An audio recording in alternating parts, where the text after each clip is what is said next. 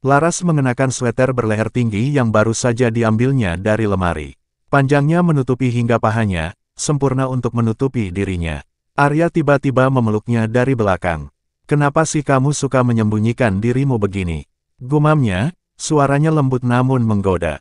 Laras dengan cepat melepaskan diri. "Berhenti memelukku terus-menerus," ujarnya dingin. Arya hanya tersenyum. "Baiklah, cepatlah berpakaian. Aku lapar, ayo kita keluar untuk makan siang." Laras baru saja akan mengenakan kaus kakinya, tapi gerakannya terhenti seketika. "Apa tadi yang kamu katakan?" Arya menatapnya bingung. "Cepat berpakaian." "Bukan, setelah itu, ayo keluar untuk makan siang." Mendengar itu Laras mendadak panik. Dia melepaskan kaus kakinya dan buru-buru mengambil ponsel di meja samping tempat tidur. Waktu sudah menunjukkan pukul 11 lewat. Siang, bagaimana mungkin dia tidur selama itu? Bukankah alarmnya biasanya berbunyi setiap pagi? Tapi karena tadi tidak terdengar apa-apa, dia pikir hari masih pagi. Ditambah tirai kamar yang rapat membuatnya tak menyadari betapa terangnya hari di luar. "Aku terlambat," serunya sambil buru-buru mengenakan kaus kakinya. Namun sebelum dia sempat memakai mantelnya, Arya meraih tangannya. "Tenang Laras, jangan khawatir, aku sudah mengatur hari libur untukmu. Kamu tidak perlu pergi hari ini." Laras tertegun menatapnya tak percaya. "Kamu, mengambil cuti untukku?" Arya mengangguk ringan. "Iya, alarmmu berbunyi tadi pagi, jadi aku menelepon Tuan Vino dan meminta cuti atas namamu. Kamu butuh istirahat." Laras merasa kepalanya berdengung. Rasanya sulit dipercaya Arya mengambil keputusan sebesar itu tanpa persetujuannya. Dia terduduk di tepi tempat tidur, tubuhnya terasa kaku seperti boneka yang kehilangan kendali. Arya mendekat, keningnya berkerut. "Kenapa? Ada yang salah? Kenapa kamu marah lagi tanpa alasan?" Mata Laras yang cerah kini memerah, dipenuhi rasa malu dan kemarahan.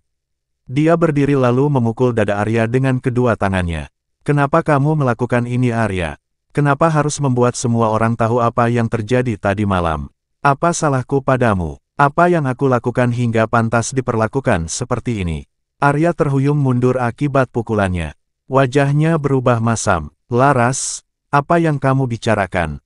Aku hanya mencoba membantumu." "Membantu? Kamu hanya mempermalukanku." Laras terisak. "Aku sudah menyerahkan segalanya padamu, bahkan martabatku. Apalagi yang kamu inginkan?" "Aku lelah Arya, aku tidak bisa lagi hidup seperti ini." Emosi Laras memuncak. Selama ini dia menahan segalanya sendirian. Tapi kali ini semua itu tak tertahankan lagi.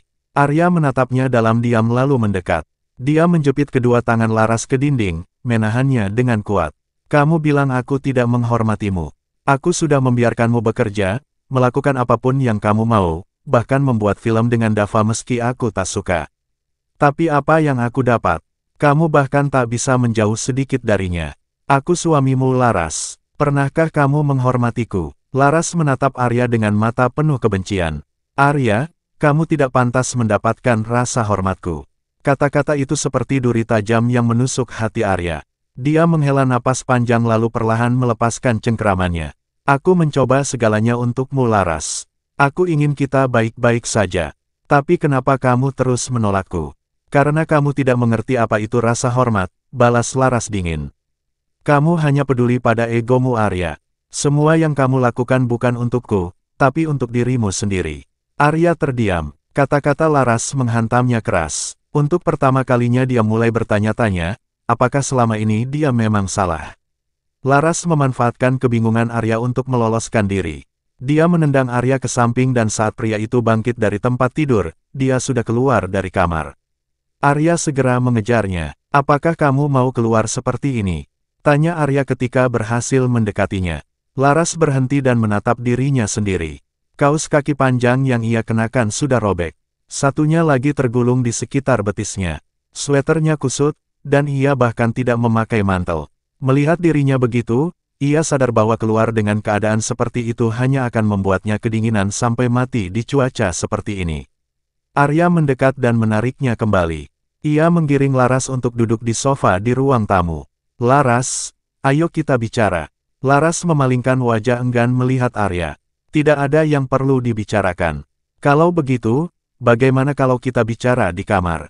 Laras menatapnya tajam tanpa berkata apa-apa. Arya menghela napas pelan dan duduk di kursi berlengan. Laras, ada banyak hal yang tidak aku mengerti. Jika kamu mau mengajariku, aku akan mencoba belajar. Misalnya, dari apa yang kamu katakan tadi, aku paham bahwa aku harus berbagi tugas rumah tangga denganmu. Aku salah jika membiarkanmu melakukannya sendiri. Aku akan mulai belajar melakukannya. Jika kita berdua tidak punya waktu, aku akan mempekerjakan seseorang untuk membantu. Laras memandangnya dengan bingung. Apa yang kamu maksud sebenarnya? Arya juga tampak bingung. Apa maksudku? Aku hanya mencoba memperbaiki keadaan. Kenapa kita harus saling menjebak seperti ini? Arya, kapan kamu berencana menceraikanku? Ekspresi Arya langsung berubah. Kamu masih berpikir tentang perceraian. Kenapa tidak? Bukankah cepat atau lambat kita akan bercerai? Arya menatapnya tajam. Siapa bilang begitu? Aku sudah bilang, aku tidak akan menceraikanmu. Laras mendongak dengan ekspresi terkejut. Tidak akan pernah. Arya mengangguk tegas. Laras menggigit bibirnya, merasa seluruh harapannya hancur. Kalau begitu bagaimana dengan Nadia? Apa hubungannya Nadia dengan kita? Jawab Arya sambil mengernyit. Bukankah kamu bertanggung jawab padanya? Tanggung jawab apa yang aku punya terhadapnya? Arya tampak kesal. Bukankah kamu menyukainya? Laras mendesaknya. Arya mendengus. Aku sudah jelaskan bahwa aku dan Nadia hanya teman. Hubunganku dengannya sudah selesai sejak lama. Tapi Nadia tidak keberatan dengan hubungan kita. Kenapa dia harus keberatan? Laras mendongak dengan tatapan tajam. Bagaimana mungkin wanita itu tidak keberatan? Apakah dia tidak mencintai Arya? Atau apakah Arya benar-benar tidak penting baginya? Arya, aku hanya ingin mengingatkanmu tentang syarat kita. Kalau kamu menolak menceraikanku, aku tidak akan membiarkanmu berhubungan dengan wanita lain. Aku sudah bilang sebelumnya, kendalikan dirimu. Laras, aku sudah bilang, aku dan Nadia tidak seperti yang kamu pikirkan, Arya mencoba menjelaskan lagi. Kalau begitu, pastikan kamu tetap seperti itu. Aku tidak mau ambil pusing. Laras mengakhiri percakapan itu, tak ingin membuang energi lebih banyak. Arya menyiapkan makanan yang dikirim oleh hotel ke meja kopi. Makanlah dulu. Setelah itu aku akan mengantarmu ke lokasi syuting. Aku tidak lapar. Arya menatapnya tajam. Makan sekarang kalau tidak aku tidak akan membiarkanmu pergi. Laras menghela napas, lalu mengambil mangkuk dengan enggan, dan mulai makan. Namun, ia hanya menghabiskan beberapa gigitan sebelum meletakkannya. Arya memaksa, habiskan setengahnya. Setelah itu aku akan mengantarmu. Laras mendengus tapi akhirnya mengalah. Setelah makan, Arya benar-benar mengantarnya ke lokasi syuting. Ketika mereka tiba, Vino tampak lega melihatnya. Laras, akhirnya kamu datang. Aku sempat khawatir. Tidak apa-apa, kita bisa mengganti jadwal pagi dengan sore. Apakah tubuhmu baik-baik saja? Tidak masalah, aku bisa melakukannya, jawab Laras mencoba terlihat profesional. Arya yang berdiri di sampingnya, memeluk pinggang Laras dan berkata pada Vino, pastikan adegan hari ini tidak terlalu berat untuknya. Dia butuh istirahat. Laras merasa malu. Di depan banyak orang Arya menunjukkan sikap mesra yang berlebihan. Ia tak bisa membantahnya sekarang, apalagi saat perhatian semua orang tertuju pada mereka. Arya bahkan mencuri ciuman cepat di bibirnya sebelum pergi, membuat beberapa anggota kru bersorak. Laras hanya bisa diam. Semua orang kini berpikir mereka adalah pasangan harmonis yang mesra. Bahkan beberapa kru berbisik, pantas mereka terlambat pagi ini. Pasti menikmati waktu berdua. Namun ada satu orang yang tidak ikut tersenyum. Dava menatap dari jauh, matanya terus memperhatikan Laras dengan ekspresi penuh pertanyaan. Arya akhirnya pergi, dan tidak lama setelah itu, Luna bergegas mendekati Laras. Laras, kenapa kamu membungkus dirimu begitu rapat? Jangan-jangan Pak Wiratama meninggalkan banyak tanda padamu. Coba kulihat. Luna bercanda, mencoba menarik kerah baju Laras. Laras dengan cepat menutupi lehernya, tapi gerakannya justru semakin mencurigakan. Orang-orang di sekeliling mereka tertawa, menggoda Laras tanpa henti. Meskipun merasa malu, Laras hanya bisa berpura-pura tenang sambil menahan senyum. Setelah beberapa saat, Luna maju melindunginya sambil berkata, sudah cukup. Lihatlah wajah Laras sudah merah seperti tomat. Berhentilah menggoda dia. Setelah mengusir kerumunan, Luna menggenggam tangan Laras, memperlihatkan ekspresi khawatir. Aku senang kamu baik-baik saja. Kamu tidak tahu betapa khawatirnya aku. Aku takut Pak Wiratama mungkin telah berbuat sesuatu yang keterlaluan. Aku baik-baik saja, jawab Laras sambil tersenyum tipis. Tentu saja kamu baik-baik saja. Aku hanya terlalu banyak berpikir.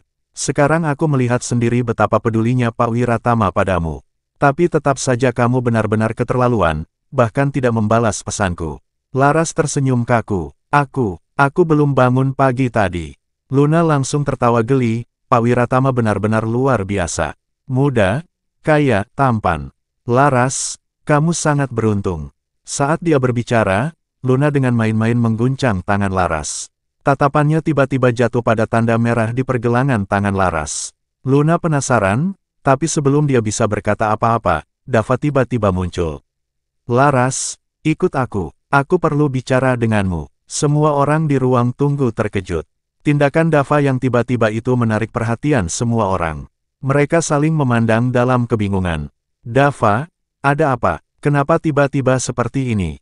Tanya Laras bingung. Namun Dava hanya mendesak dengan nada tegas. Cepat. Laras menatap Luna dengan ragu lalu berkata pelan, aku keluar sebentar. Luna mengangguk meskipun tetap bingung. Laras berlari mengejar Dava yang sudah berjalan menjauh meninggalkan lokasi syuting. Dava, ada apa? Apa aku melakukan kesalahan? Tanya Laras, suaranya dipenuhi kebingungan. Dava berhenti mendadak, membuat Laras hampir menabraknya. Tatapan pria itu penuh dengan emosi yang sulit dipahami. Dava, apa yang terjadi? Kenapa kamu marah? Dava menatapnya tajam. Ada banyak hal yang ingin dia katakan, tapi dia berusaha menahan diri. Akhirnya dia menarik napas panjang lalu bertanya, Laras, kamu baik-baik saja? Pertanyaan itu membuat Laras terdiam sejenak. Dia tahu maksud di balik kata-kata Dava, tapi bagaimana mungkin dia menjelaskan semua yang sedang terjadi? Aku baik-baik saja, jawabnya akhirnya dengan senyum kecil yang tampak dipaksakan. Kamu terlalu khawatir. Namun Dava tidak percaya begitu saja. Tatapannya jatuh pada tanda merah di pergelangan tangan Laras yang sebelumnya sempat dia perhatikan samar-samar. Kali ini dia tanpa ragu meraih tangannya dan menyingsingkan lengan bajunya. Laras panik. Tanda merah di kulitnya kini terlihat jelas di bawah sinar matahari, seolah-olah itu adalah bukti nyata penderitaannya. Dava tertegun. Mata pria itu memerah karena marah dan sedih. Laras, ini yang kamu sebut baik-baik saja. Laras dengan cepat menarik tangannya dari genggaman Dava lalu menyembunyikannya di belakang punggung. Namun Dava tidak mau melepaskannya begitu saja. Arya memperlakukanmu seperti ini dan kamu masih bilang semuanya baik-baik saja. Apa yang sebenarnya terjadi? Tanya Dava dengan nada yang lebih tinggi. Dava, kamu salah paham. Ini tidak seperti yang kamu pikirkan, jawab Laras dengan tergagap. Dava menatapnya dengan tatapan tajam, tidak percaya dengan kata-katanya. Salah paham, apa kamu ingin bilang ini hanya permainan di antara kalian berdua? Laras terdiam, tidak ada gunanya berbohong lagi. Dava sudah melihat segalanya. Dava menarik napas dalam-dalam, mencoba mengendalikan emosinya. Laras, beritahu aku, apa yang sebenarnya terjadi antara kamu dan Arya? Jika kamu sedang mengalami kesulitan, aku akan membantumu keluar dari situasi ini. Hati Laras terasa berat mendengar kata-kata Dava. Dia tahu Dava tulus ingin membantunya, tapi dia tidak ingin melibatkan orang lain dalam permasalahannya. Aku tidak tahu harus mulai dari mana. Tapi percayalah, ini bukan sesuatu yang perlu kamu khawatirkan. Dava tidak bisa menerima jawabannya. Laras, jangan berbohong padaku. Aku tahu ada sesuatu yang salah. Kamu bisa mempercayai aku. Namun Laras hanya menggeleng pelan. Dava, ini masalahku. Aku tidak ingin menyeret orang lain ke dalamnya. Tolong jangan khawatirkan aku.